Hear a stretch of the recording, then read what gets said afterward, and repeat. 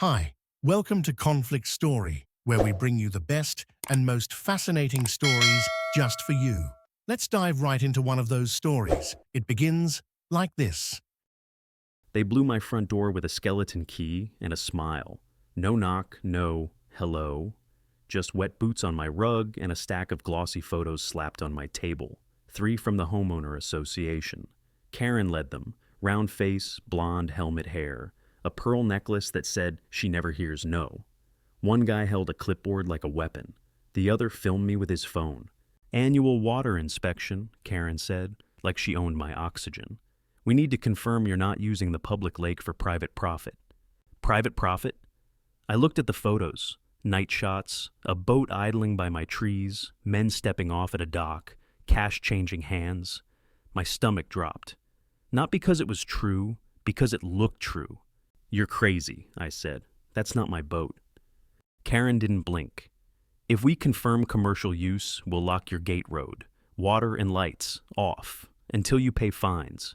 She walked past me, dirt on my carpet, opened my bedroom door. We'll also check for hidden cameras. I froze. Out of my room, I said, but my voice came out thin. I'm not proud of that. I'm Nathan Rowe, 59, used to drive an ambulance until my heart quit on me. I've handled blood, screams, nights that never ended, but strangers in my home calling me a liar, that hit different. Funny thing is, I had heard a motor the night before, went out in my slippers, saw nothing but water like black glass. I told myself it was kids. I went back to bed. That's on me. You see this? The guy with the phone shoved a photo under my chin. Cash, dock, your trees, case closed. I stared at the picture. Something was off. The dock board in the photo had a long split. Mine didn't. My dock was old, but I'd replaced the broken boards the day I got here, and there was a flagpole in the shot. I didn't have one. I raised my eyes to Karen. This isn't my dock. She grinned without teeth. Of course it is, unless you want to confess to a bigger problem. She tapped the papers. Sign here. Allow community access through your yard this weekend. Paddle event. Good faith gesture.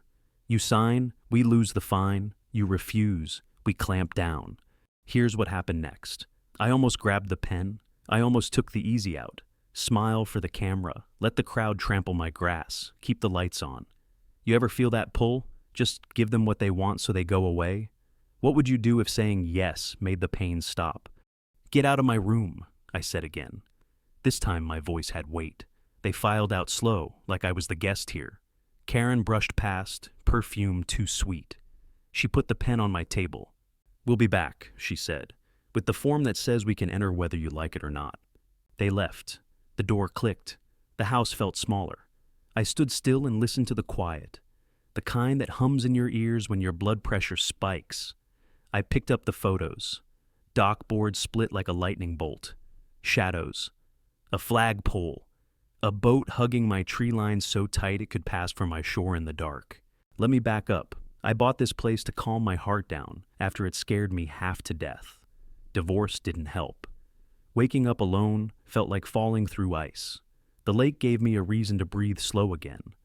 I fish, I fix things. I help my neighbor, Walt. He's across the street, Vietnam vet, wheelchair. Still has shoulders like he could bench press my truck on a good day. That night, I rolled over to Walt's. His porch light was out. Again, he needs that light to manage his oxygen at night. You okay? I asked, tapping his door. He opened with a chuckle. I'm okay, he said, but they ain't. He jerked his head toward the water. Homeowner Association was prowling. Asked me what I saw at your dock. Told me I'd get a ramp motor if I recall correctly. I said I didn't see squat. He looked embarrassed. Had to tell you. I nodded. Thanks for not selling me for a ramp. He snorted. Son, I already fell once. I don't need help falling again. I set up a temporary power line and a spare light for him. He watched me work, quiet. That quiet did something in my chest. Years ago, we got a call for a kid choking. Traffic was a wall. We didn't make it. I told myself I'd never freeze on a road again. I didn't know saying nothing at a lake could be the same kind of freeze. Here's the twist. Karen scheduled a community paddle day now, at my shoreline. Historic route, the flyer said. Cute. You can wrap a brick in ribbon. It's still a brick. I walked to Karen's office the next morning. Cheap carpet, a flag in the corner. She was doing that thing where she typed while you talked, like your words were spam. I'll sign to allow the event, I said. If you agree in writing to stop calling my doc commercial. She smiled like a cat. We already agreed, verbally. Put it on paper. She turned the screen toward me. A form with a box. Once I checked it, I'd be letting them in. Period. No promise from her side that helped me. A trap. I pulled my hand back. Thought so, she said. We'll proceed. What I discovered next didn't come from a book. It came from shoes on ice and a good eye. Before dawn, I took a walk down to the lake. The surface was clear near the edges, hard farther out. The wind sliced my ears. I squatted by my dock and studied the planks. No splits. I followed footprints in frost along the shore. They led past my trees to Gina's place, 2 lots down. Gina from the association. Perfect teeth. Tight ponytail. Walks like a coach at a school you hate. Her dock? Split board. Same shape as the photo. I crouched and looked up at the trees. In one birdhouse, a pinhole, camera. I'm not new to this world. Folks record everything now, but that little lens was pointed right at a gap where you could see my tree line. If you hugged the shadows with a boat, you could make it look like my dock. In the dark, all yards looked the same. I started back and my shoe kicked a rock. A folded paper lay under it, half wet. Payment as usual, scribbled with a phone number. No name, no logo. I tucked it in my pocket. Have you ever found something that makes your stomach drop and your brain light up at the same time? Like you're scared and alive in one breath. I knocked on Walt's door again. He didn't sleep. Pain will teach you to watch the clock. Need a favor, I said. Know any kids who fly drones? He cocked a brow. Travis, kid with a hoodie and an attitude. Homeowner Association booted him from a picnic for buzzing their parade last year. He owes them a sting. Call him, I said. That night, I sat in the dark by my window, house lights off. The association had me blacked out anyway. They cut the streetlight in front of my place through their service contract. Petty power. The lake lay flat and mean. I sipped coffee and tried to calm my pulse. Funny thing is, fear feels like a second heartbeat. You feel it in your neck. Travis showed up in a beat-up sedan, 17, buzz cut on the sides, headphones around his neck. He flicked me a salute like I was his coach. You need eyes? He whispered. I need proof, I said. Not for the world, for the right people. He smirked. You want a shadow dance. He sent the drone up, no lights, quiet as a moth. The little screen on his controller showed the shoreline like a map from a video game. There, he said. A boat slid along my trees, motor barely a whisper. 2 men hunched in jackets. The boat drifted past my dock, didn't tie up. It kept moving to Gina's. She stepped out, ponytail, gloves, phone, glow on her face. The men climbed up. One handed her a small envelope. She put it in her coat. Travis didn't cheer, he just breathed out. Got faces, got plates, got a close-up of that split board too. Good, I said. Keep it in your pocket for now. He frowned. You ain't posting this? No. I shook my head. I'm not making a show. I'm making a choice. Have you ever held the one move that could blow everything up and decided not to flex? Tell me in the comments what you do. Would you torch them or wait? Morning came like a punch. The community paddle day rolled toward my grass like a parade. Trucks, coolers, loud music that pretends to be friendly but is really cover noise. People hopped my little chain at the drive like it was a joke. Karen set up a folding table by my shrubs. Welcome route, the sign said. I walked out to my gate. Karen lifted a bullhorn. This lake belongs to everyone, she crooned. We don't let selfish people block access. Gina stood beside her, measuring me with that smirk. She pointed at my porch light. He keeps his lights off to make it dangerous. So boats bump in the dark. Laughter rippled. A guy tore the nameplate off my fence and showed it to his buddies like a trophy. I felt my chest tighten. That old hot wire under my sternum woke up. Walt rolled up behind me on the sidewalk. You good? He asked low. I'm fine, I lied. I took the bullhorn from Karen. She didn't fight me. She thought she already won. I raised it. My mouth opened. No sound came. 5 seconds. 10. People got quiet, then loud again, mocking. I set the bullhorn down and walked back inside. Walt called after me. My name got lost under cheers. The door closed behind me. The house hummed. I leaned on the counter and waited for my pulse to stop pounding in my ears. It didn't. I stood there and felt small. You ever feel like you just threw your own pride in the trash? Be honest. What would you have done? Fight in front of them? Or save your breath? Here's what you didn't see from out there. While Karen took her victory lap, I put on my jacket. I grabbed a thermos. I checked my phone. One message sent. Ready? Travis answered with a thumbs up. He was parked in the next street, line of sight on Gina's dock. The drone went up again. He streamed not to social media, not to the world, to a private list. He'd scraped the phone numbers from the payment as usual contacts. The men who paid Gina. He sent the live feed to their own screens. Their phones started buzzing in the crowd. Heads bowed, eyes widened. They drifted away from the line like someone let the air out of a bounce house. Gina looked around, confused. Where's Mark? Where'd he go? Her voice had a crack. Karen's smile stuck to her face like gum. I opened my door and stepped back out. People cleared a path without knowing why. I walked straight to Karen. 5 minutes, I said. Inside. She laughed. I'm not stepping in your house. You want this to explode? I said softly. Or do you want it to disappear? Her eyes flicked to Gina, who was now alone at the table, hands fluttering like birds. Karen's face changed. She followed me inside. The kitchen was warm. I poured coffee into 2 dented mugs. She didn't touch hers. I set a small stack of printouts on the counter. Photos of the split board. A still from the drone of Gina taking an envelope. A screenshot of the payment note. A list of license plates. I didn't push them toward her. I let them sit in the space between us. I'm not calling the news, I said. I'm not calling the cops. I'm not suing you. I'm not posting a video. She tilted her head, trying to see the catch. I'm sending all of this, I said, calm as I could manage, to exactly 20 people who care very much about not being on a list like this. They'll care more than you do. Their wives, their bosses, their church groups. In 30 minutes, your little side hustle dies, and so does your control, or we can make a deal. Karen swallowed. Her hand hovered over the papers, then pulled back. Outside, the music wound down. I heard Gina raising her voice, thin and sharp. Here's the deal, I said. You stopped the event at my yard. You turned my lights and road service back on, and you never set foot in my house again without a real warrant. In return, this stays between us. No show, no stage. It just stops. She stared at me like she was trying to read the part I wasn't saying. I didn't blink. The coffee steamed. 15 minutes, I said, and set my phone on the counter. The screen was dark. The message was drafted and waiting. Tick-tock. Have you ever held someone's fear in your palm? It's warm. It shakes a little. You can crush it or trade it. What would you do? She exhaled through her nose. I need to make a call. Make it, I said. She stepped out onto my porch. I could hear her voice drop, tight and fast. I looked out through the curtain. Walt watched me from the sidewalk, one hand on his chair wheel. I gave him a nod.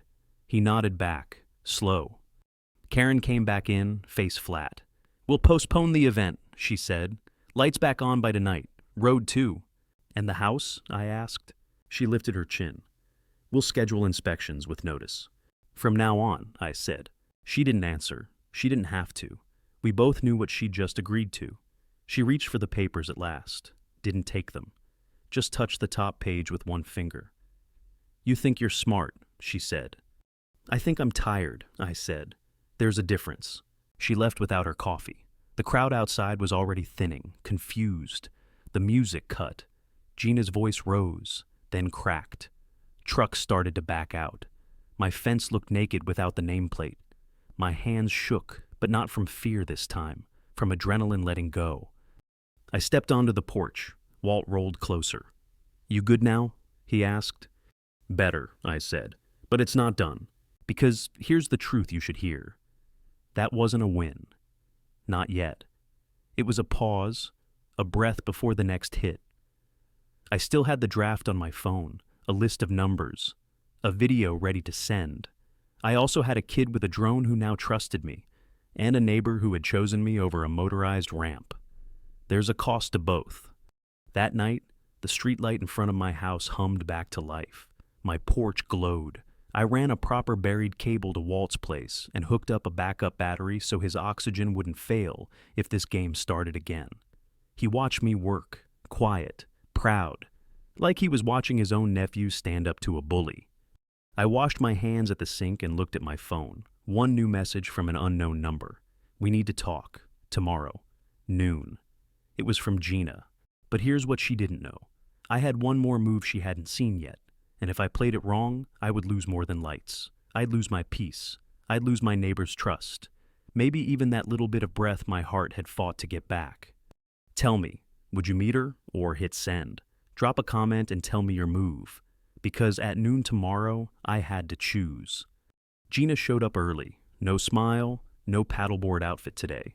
Black coat, hair pulled tight, eyes like glass. She didn't wait for me to invite her in. She stepped onto my porch and stood where the shadow cut her face in half. You sent that video, she said. I didn't, I said. Not yet. She looked past me at the lake. The water was gray and still. Phones blew up. Men panicked. Wives called. Bosses called. If you didn't send it, who did? Maybe fear did, I said. Maybe they imagined the next step. Her jaw worked. What do you want? Here's what happened next. I said the one thing she didn't expect. I want to fix the light for my neighbor without being blocked again. I want you to leave my yard alone. And I want you to tell me why you're doing cash runs like a side hustle in the dark. She blinked. Not the reaction I expected either. You think I'm rich? She said, laugh with no joy.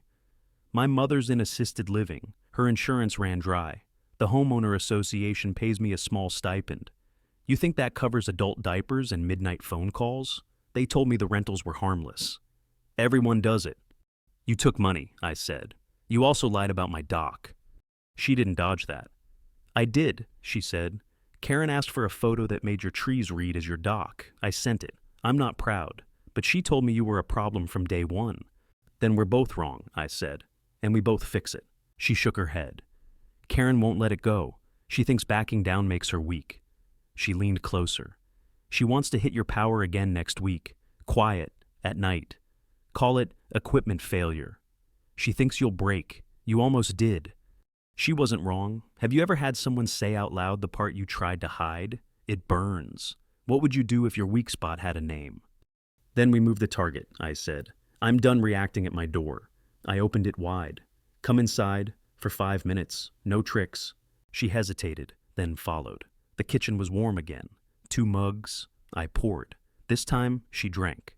Here's the plan, I said. I don't want a courtroom. I don't want the news. I want Karen to pull her own plug. You will help me set the stage. Gina's eyes narrowed. How? We make her chase a win that isn't there, I said. We let her believe she can still control me with a flip of a switch. Meanwhile, we build a safety she can't see. And when she reaches for the switch, it shocks her hand. Explain it like I'm tired, she said. Tonight, I said, your friend at the service yard will log a maintenance test at my streetlight. Karen will see the flag and think it's her chance. She'll push to cut power to my place and the street lamp, again, during a test. But here's our twist. I've already moved my neighbor's line to a hidden backup. My house has a silent battery on the essentials. When Karen hits her fake kill switch, nothing goes dark. Not here. Gina frowned. So, she'll just try again. That's when the hand gets shocked, I said. While she's in the dark room at the service panel, we make sure she's the one who looks like she cut power to the wrong address. The one she cares about. Gina's eyes widened a little. Whose address? Her own, I said. We won't hurt anyone. We won't risk safety. But we will let her feel what she sells. She wants to play with lights? Fine. Let her house go silent for a clean 60 seconds in the middle of her dinner. Let her family call, confused. Let her husband ask why the oven died. Let her own camera system show a user change, logged by her code, not ours. Gina stared at me. You can do that? I can't, I said. But I know a kid who can show us the panel's blind spots. We won't hack, we'll bait. We'll let Karen press her own button with her own code at the wrong time. It's her hand, her action, her name on the log. Gina put down her cup. You're cold. I'm tired, I said. There's a difference. Have you ever chosen a path that felt mean just to keep worse from happening? Tell me straight. Would you pull this lever, or is that too far? That afternoon, we played our roles. Gina sent a harmless maintenance request. I sat on my porch and fixed a reel, like a man with slow worries. Travis mapped the service yard layout from public shots. He didn't touch a thing he shouldn't. He just watched. They're sloppy, he said. Same code, same person runs test and cut. That'd be Karen. When night fell, the lake turned into a black sheet again. I checked Walt's new line. Solid. I flipped my back up. The hum in my walls steadied. The street lamp out front flickered once, like a wink. At 9, my phone buzzed. Gina.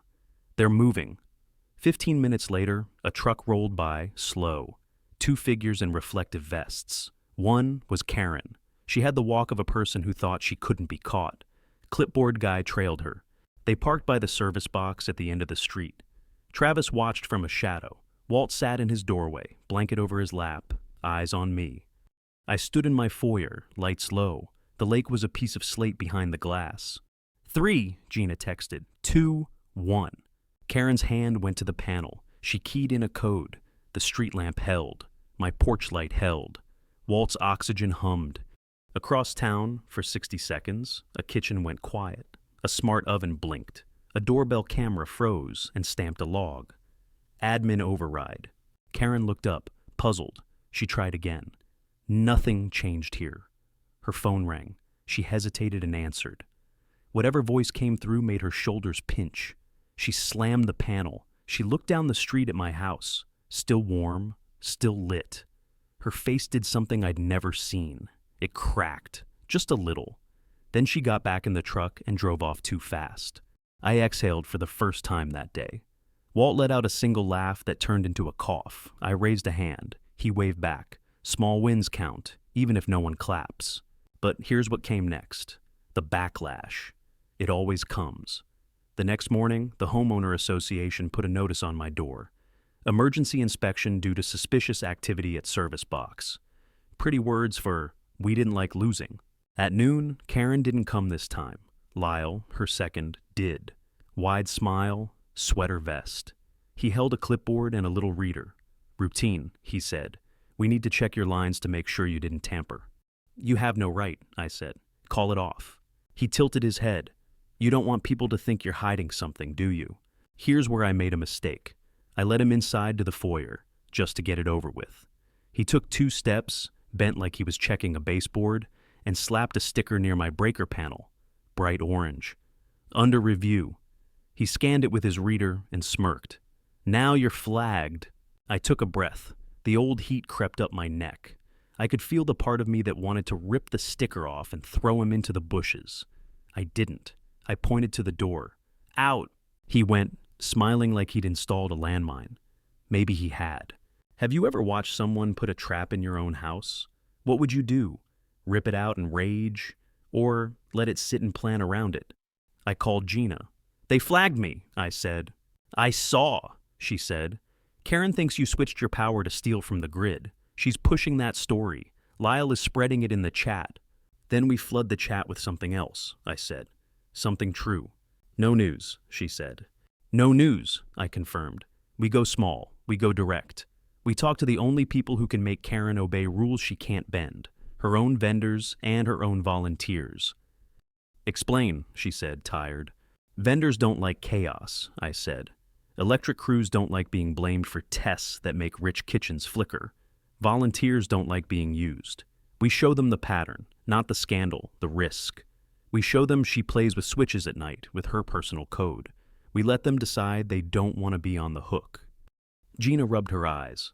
They'll turn on her. They'll turn away, I said, which is worse for a person like her. We spent the afternoon on simple things. Travis pulled the public error logs from the vendor's portal. No hacking, just the open Contact US archive, where complaints get posted if you know how to search. 3 nights in the last month had late-night manual resets. Ask a tech and he'll tell you it means someone pressed a button when they shouldn't. Gina found the volunteer schedule. Karen's name lined up with those nights. We printed nothing. We crafted one message and sent it to a short list. The vendor manager, 3 volunteers who were done being yelled at, and the new treasurer who hates mess. The The message was simple. Pattern of late-night manual resets on these dates. Same person on duty. Result, equipment failure at unrelated address. Risk to community. Please review quietly. No names, no drama, just dots. We let them draw the line. That evening, my door stayed quiet. No music, no parade. The sticker on my panel glowed orange like a threat. Walt rolled over with a plate of cookies his niece had dropped off. "You look like a man waiting for a boot to drop," he said. "I am," I said, but I put nails under it. He laughed, a real laugh this time. "You old fox." After sunset, my phone buzzed. Unknown number. "We need to talk, back parking lot." It was Lyle. I pulled on a jacket and went. The air smelled like wet leaves and cold metal. Lyle stood by a dumpster, sweater vest under a windbreaker, looking smaller without a crowd. "You're going to ruin her," he said. "No hello." "I'm going to stop her," I said. He pointed at me. "You think you're better? You used a kid to spy. You flipped something at the box. You scared her family." "I didn't flip anything," I said. "She did. And I didn't publish a thing. I sent facts to people who keep the lights on. Literally." He swallowed. "She built that program. The events. The grants. She likes the attention, sure, but she gets things done. If she goes down, the whole calendar goes dark." "So maybe we try daylight for once," I said. "Events that use the old public route. Daytime, with permission, no shadows, no cash in envelopes." He squinted. "Why do you care?" "Because I have to live here," I said. "And I'm tired of waving at people who glare at me because they only know one side of a story." He paced 2 steps. "They're pushing to cut your power tomorrow. Completely. Claim you're unsafe." "Then I'll be ready," I said. "Ready how?" he asked. "I'll be noisy," I said, "but not where you think." He frowned. "What does that even mean?" "You'll see," I said. "Or you won't. Either way, I'm done losing quietly." He left shaking his head. I went home and set the last piece. Here's the part where I almost broke. Midnight, the house still. I stared at the orange sticker. It mocked me. I peeled it up halfway, stopped, put it back. That was my line. You ever stand over a choice and know that once you cross it, you can't go back? Tell me, would you rip it or wait one more day? Morning came hard. I drove to the hardware store at open, bought orange tape, a fresh padlock, and a metal "Do Not Operate" tag, the kind workers use when they lock a breaker to protect a life. It's called a promise between people who don't want to bury each other. I brought it home. I locked my own sub-panel in the garage with that tag. I snapped a photo and sent it to the vendor manager with a note. Lockout applied by homeowner to avoid accidental shutoff during disputed tests. Please confirm you received. Access available with notice. He wrote back one word, received. At noon, 2 trucks rolled in. Not the Homeowner Association, the vendor, hard hats, professional quiet. Karen followed in her SUV, lip tight, sunglasses on. She went for the panel. The crew leader stepped between. "Ma'am, we'll handle this," he said. "This is association business," she hissed. "This is our equipment," he said. He pointed at my lock in the garage through the open door. "And that's a legal lockout tag. We respect those." She flushed. "He's manipulating you." He didn't blink. "I have complaint logs of manual resets under your code that caused outages at unrelated addresses. My boss wants that stopped. We're doing a review. Please stand back." Her mouth opened and closed. No bullhorn, no speech, just air. I stood on my porch and watched like I was at a quiet parade. Walt was at my side, blanket over his knees. He didn't speak. He didn't have to. The crew ran checks. 15 minutes. The leader came over. "Sir, your backup is neat," he said. "Your neighbor's line is safe. We'll remove the flag. We'll also set the street panel to require 2 codes for resets. No more one-person flips. If anyone needs to test here, they'll call you." "Thank you," I said. I meant it like a prayer.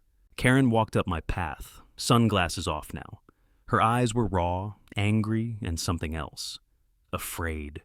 "You think you won," she said. "No hello." "I think I can sleep tonight," I said. "You humiliated me," she said, voice low, "in front of my own team." I shook my head. "You did that when you pressed your code at the wrong time." She stepped closer. "I could still make your life hard." "You already tried," I said. "Blacked out my light, sent people through my yard, Put a sticker on my wall. I'm still here. She stared at me a long beat. What do you want from me, Nathan? Nothing, I said. That's the point. I don't want you to fix me. I don't want your events. I don't want your threats. I want to be left alone.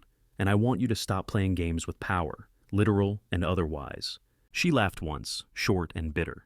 You're sanctimonious. I'm tired, I said. There's a difference. She turned to go, then stopped.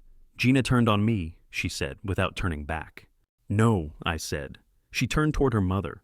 Karen walked to her car and left. No slam, quiet. That was new. The vendor trucks rolled out. The street lamp hummed like it approved. I pulled the orange sticker from my wall at last and handed it to Walt like a trophy. He peered at it and grinned. Souvenir, he said. We didn't throw a party. We didn't make a post. We cleaned up. I put the nameplate back on my fence. Walt's light burned steady over his porch. I took Travis my old laptop and a fresh set of props for his drone. He tried to play it cool, but he smiled. You really didn't post it? He asked. Nope, I said. Some things work better in small rooms. He nodded. That's new. Maybe, I said. Maybe it's old. I used to tell families the truth in rooms like that. Quiet, with coffee. I paused. Thank you, kid. No problem, he said, and jogged off like his shoes were on springs. Late that night, I sat on my dock. The lake was a mirror again, but it felt different now. Not like a threat, like a sheet you could fold and put away when you were done. My phone buzzed. A text from Gina. She's out of the night tests. New rule, 2 codes, events moving back to the old public route. I'm done with cash runs. Thank you. I typed back, take care of your mom. A minute later, another text arrived, unknown number, just 2 words. I'm sorry. I didn't need a name to know who it was. Have you ever felt that strange mix, relief and grief at the same time? Relief that you stood your ground, grief that it had to happen that way. That's where I sat, with cold water under me and warm light beside me. I'll tell you the truth now that the dust is down. I didn't beat the association. I didn't topple Karen. I took her favorite toy and put it on a high shelf she can't reach without asking. That's enough for me. I also learned something I forgot after the ambulance years. The loudest fight isn't always the right one. Sometimes the best strike is a quiet cut. At the habit, not the person. You change the settings so the bad move costs more than it pays. You make the bully trip on his own shoelaces. No judge, no stage, just gravity. If you've ever been pushed in your own home, I want you to hear this. You don't have to burn the house down to get your room back. You can outlast. You can outthink. You can set the table so the only seat left for them is empty. Drop a comment and tell me, did I go too far? Would you have pulled the plug harder or walked away sooner? I'm listening. The lake is quiet tonight. My neighbor's light is on. And for the first time in a long time, my heart beats slow enough to hear the crickets.